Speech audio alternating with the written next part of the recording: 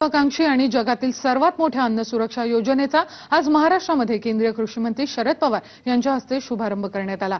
ऐरोलीतील आदिवासींना पवारांच्या हस्ते यावेळी धान्य वाटप देखील करण्यात आलं। या योजनेमुळे आता दारिद्र्य रेषेखालील लोकांना 3 रुपये किलोनं तांदूळ, 2 रुपये किलोनं गहू आणि 1 रुपया किलोनं ज्वारी, बाजरी हे धान्य मिळणार आहे। उद्यापासून ही योजना संपूर्ण महाराष्ट्रात राबवली जाणार आहे।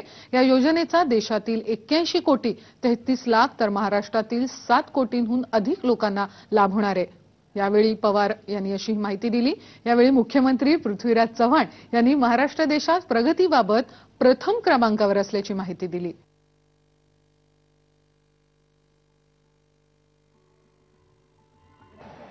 गरीब माणसाला अन्नधान्य रास्त किमतीनं मिळण्याच्या संबंधीचा कायदेशीर त्याचा अधिकार हा आपण संसदेमध्ये कायदा करून केला पाहिजे आणि त्यामधून या अन्न सुरक्षा विधेयकाच्या संबंधीचा जन्म झाला।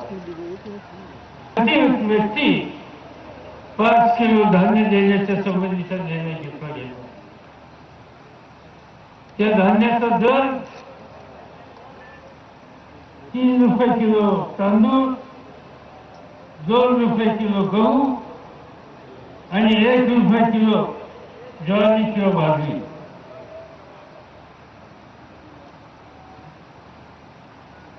आणि म्हणून ही योजना कायदेशीर अधिकार देणारी योजना महाराष्ट्र प्रत्येक बाबतीमध्ये प्रथम क्रमांकावर असलेलं राज्य म्हणून पुढे आलेलं आहे। सर्वात जास्त उत्पन्न असणारं राज्य, सर्वात जास्त औद्योगिक रोजगार असणारं, औद्योगिक उत्पादन असणारं राज्य हे महाराष्ट्र राज्य आज पुढे आलेलं आहे। ते त्या दिशेनं त्या प्रगतीनं आपल्याला आज पुढे जायचं। आज खाद्य सुरक्षा कायदा आपण अंमलात आणलेला आहे, आज राबवायला आपण सुरुवात केली आहे। प्रत्येक माणसाला आज गरीब माणसाला, ग्रामीण भागामध्ये राहणाऱ्या 76% जनतेला आणि ग्रामीण भागामध्ये राहणाऱ्या 45% जनतेला या कार्यक्रमाचा थेट फायदा मिळणार आहे। मुंबईमधील मोनो रेलचं उद्घाटन उद्या होत आहे। अशा वेळी मागील 5 वर्षांपासून